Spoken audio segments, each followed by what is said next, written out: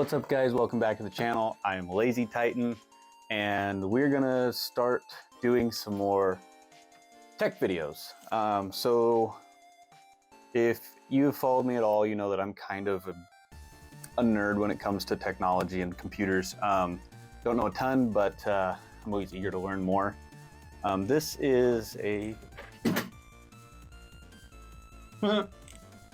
All right, now that we got that fixed, this is a Thermaltake Ryzen gaming PC that I built about 2 years ago for my girlfriend. It's got a Ryzen 5 2600 6-core 12-thread processor, 16 gigs of DDR4 3600 speed, G.Skill Trident Zs, and a 1050 Ti graphics card, and it functions fantastic. I have a 1660, I believe. Hold on. 1650. I have a 1650. I'm dumb. But I have a 1650 that will outperform the 1050 Ti. So we're going to update this computer with this 1650, and then we're also going to, where is it? All right, we're also going to add this Corsair heatsink. I had this on my personal rig for probably a year, and it worked fantastic, absolutely fantastic, but I wanted to upgrade to water cooling, so that's what we did. So this has just been sitting in my closet of PC parts. It's kind of dirty, but we're gonna try and put that into this today. So let's get started. All right, so the first thing, obviously we're gonna pull panels off. One thing I really liked about this case, I don't remember what the actual model is on it. I'll pop it up onto the screen here. One thing I really like about this case is, so 2 screws, top panel comes off, plexiglass, wish it was tempered glass, but it's not. So the top panel comes off, but then you just take the other 4 thumb pins out, and she's missing a dust filter on that. That's nice. But you take the other ones out, and as you can see down here at the bottom, you can see into the side of the case there. Take these out, just like that. The other side panel comes off, and just like that, you have a fully open case. And these here, you can actually mount radiators to both sides of this. I just have a fan on this side for her, but again, this is a low power system, so it doesn't really need all the extra cooling stuff. Like I said, we don't even need that big Corsair heatsink on it, but we're gonna do it anyways because I can. So, like I said, you can do radiators in here. These actually move, so you can adjust them up, down, however you want to configure it. Pretty simply too. It's not anything too terribly hard. So this literally sits in just like this. No, not just like that. Just like that, and it covers up your plate screws. Pop that out, boom, you got access to your graphics card screws right there, and everything in this system fan wise, other than the heatsink right now and the big 240 280. I don't remember what size that is, but it's got a great big fan in the front there. Everything else is Corsair, so that's why we're doing the Corsair heatsink, because I thought it would match really nice. But first off, let's get this graphics card out of here. For storage in this system, we have a 512 gig M.2 drive, and then a 1 terabyte game drive, just a standard hard drive. So she's been gaming on the system for about 2 years now, and as you can see in the fins there's no dirt whatsoever. I've been extremely impressed. So this front panel comes off too, which I'll pull off. Actually, let's just do that now.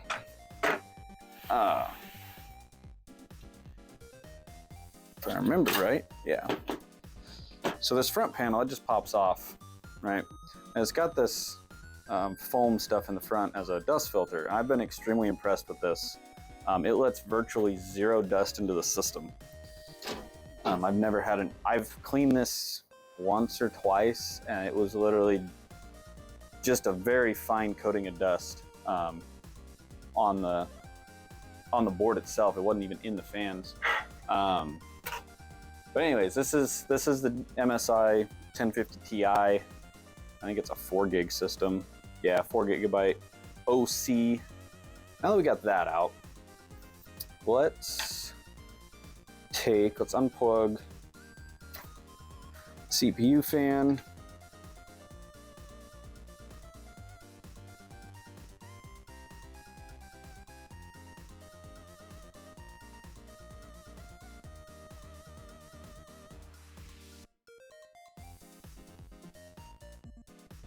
Use my janky screwdriver system here.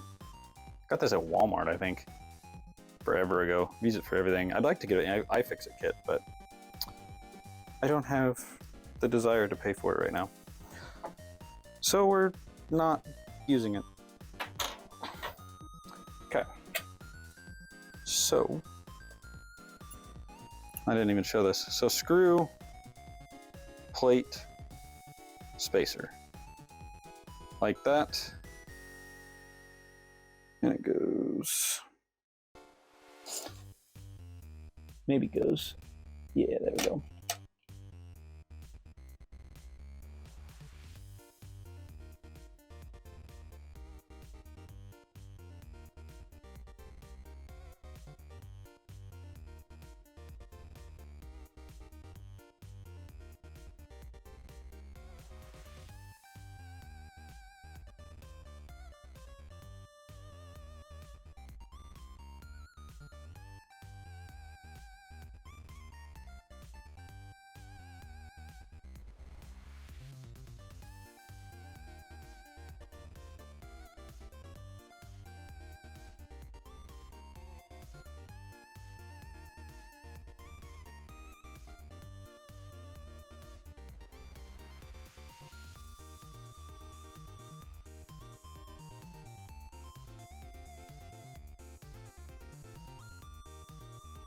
Which, as I said before, it's a gigabyte GTX 1650, I believe.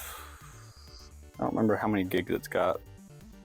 I made this backplate myself. First time I ever made a backplate. It didn't turn out too bad with my logo. So she gets to sport my logo that nobody can see because the heatsink's so freaking big.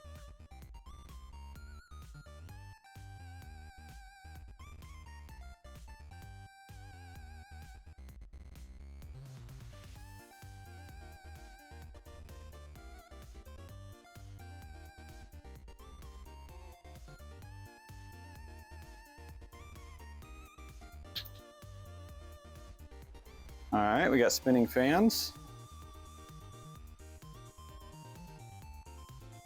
all around. Hey, we have a boot.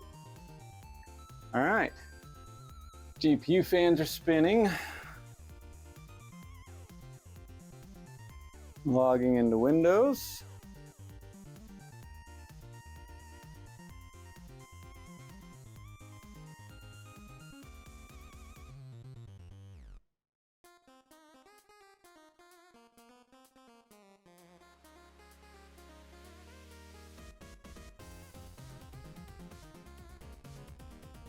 All right, guys, so we just did a Heaven benchmark. So average 80.6 FPS, minimum dropping into the 36.6 range, and maximum was 177. So, and that's GTX 1650 with, it looks like 4 gigs of RAM, VRAM. That was at 1080p full screen. So, not like compared to today's standards, it's not fantastic, but it will run your everyday game no problem whatsoever. I haven't tested it yet, but I'm pretty sure we'll see an uptick in frames per second for the basic game she plays, like Overwatch. That's the main one that she plays with us. So I'll keep track of that and see what her average is. But I'm pretty impressed because the 1050 Ti averaged, I think, 72 FPS when I ran Heaven the last time on this system. So not too bad. All right, so now we're gonna run Cinebench R23. I wanna see how the 2600 performs. I haven't run Cinebench on this system before. Let me pull up core temp so we can keep our temperatures in check, see where we're at. So before starting Cinebench, right now we're running at 26C. So this system on the factory cooler from Ryzen was running about 38C at idle. So running the 26 to 29 ranges is a huge drop. I guess we're hitting 30 now, but we also have Cinebench running, and for some reason Spotify and Razer. I don't know why all those are running. Anyway, so that's a good drop. I like to see that. So let's see where Cinebench gets us. So we'll start with multi-core.